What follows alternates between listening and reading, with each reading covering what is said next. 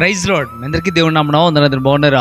ఉదయకాల సమయంలో దేవునితో మాట్లాడుతున్న మాట వెనుక వాక్యాన్ని ధ్యానం చేద్దాం. సామెతల గ్రంథం 3వ అధ్యాయం 2వ వచనాన్ని మనం ధ్యానం చేయగలిగితే అక్కడ రాయబడుతున్న మాట, నీకు శాంతి కలుగు చేయును అనే మాట మనం చూస్తూ ఉంటాం. దేవుడు మనకు శాంతిని కలుగు చేస్తాడు. ఎప్పుడు కలుగు చేస్తాడు? మీరందరూ కూడా, మనం అందరం కూడా కోరుకునేది ఏంటంటే మన జీవితాల్లో శాంతి కలగాలని, నెమ్మది కలగాలని మనం ఆశిస్తూ ఉంటాం. కానీ మన జీవితాల్లో శాంతి ఎప్పుడు జరుగుతూ ఉంటుంది? ఎప్పుడు శాంతిని దేవుడు మనకు కలుగు చేస్తాడు?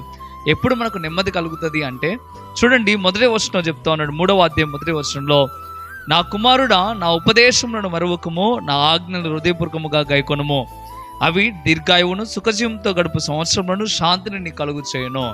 దేవుని యొక్క ఉపదేశాన్ని ఎప్పుడైతే నువ్వు హృదయపూర్వకంగా గ్రహిస్తావో, దేవుని యొక్క ఆజ్ఞలను ఎప్పుడైతే హృదయపూర్వకంగా గ్రహిస్తావో, అప్పుడు దేవుడు నీకు శాంతిని కలుగు చేస్తాడు. శాంతి కలిగి ఉండాలంటే సరిపోలే, శాంతిని పొందుకోవాలంటే ఆలోచన కలిగి ఉన్నంత మాత్రాన, ఇష్టం కలిగి ఉన్నంత మాత్రాన సరిపోలేదు. కానీ ఎప్పుడు మనకు శాంతి కలిగిద్దయ్యా అంటే, దేవుని ఉపదేశాన్ని విన్నప్పుడు, అలాగే దేవుని ఆజ్ఞలను అనుసరించి నడిచినప్పుడు. ప్రేమిడి తింటారా? దేవుని మాట వినడానికి ఇష్టపడండి, దేవుని ఆజ్ఞల ప్రకారం బ్రతకడానికి ఇష్టపడండి. దేవుడు తప్పక నెమ్మదిని, శాంతిని మన జీవితంలో ఉంచుతాడు. ఈరోజు నెమ్మది పొందాలని ఆశ నీకుంది, కానీ నెమ్మది పొందాలి అంటే తప్పక దేవుని మాట వింటాను నువ్వు ఇష్టపడాలి. ఆయన ఉపదేశాన్ని, ఆయన ఆజ్ఞల్ని పాటించు. దేవుడు తప్పక నీకు నెమ్మదిని, శాంతిని కలుగు చేస్తాడు. మంచిది, శాంతి మీకు కలగాలంటే ఏం చేయాలో దేవుడు ఈరోజు మాట్లాడి ఉన్నాడు. దయచేసి ఆలోచించండి, అర్థం చేసుకోనండి. ఇకనైనా ఆ రీతిగా బ్రతకడానికి ఇష్టపడండి. ఈ మాటలు, ఈ వాగ్దానం మీ చేతుల్లో నెరవేరాలని కోరుకుంటా ఉన్నాను. మీరు కూడా కోరుకున్నట్లయితే, ప్రభువా, ఇక మీదట నేను నీ ఆజ్ఞ అనుసరిస్తాను, ఇక మీదట ప్రభువా నీ ఉపదేశాన్ని నేను వింటాను ప్రభువా అని దేవునితో మాట చెప్పడం ప్రారంభించు. మంచిది, ప్రార్థన చేద్దామా? ప్రార్థన. పరిశుద్ధుడా, గొప్ప దేవుడా, మీకు లెక్కలేని స్తోత్రమునైనా ఉదయకాల సమయంలో స్పష్టంగా, తేటగా మీరు మాతో మాట్లాడారు. అందరిని బట్టి వందనాలు.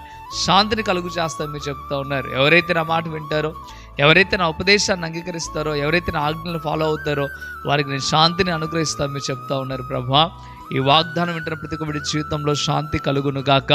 మీరు వారిని బలపరిచి స్థిరపరచమని, మేలుతో నింపమని యేసు నామములో మీకు బతిమిలాడి పెట్టుకుంటున్నాం తండ్రి. ఆమేన్, ఆమేన్.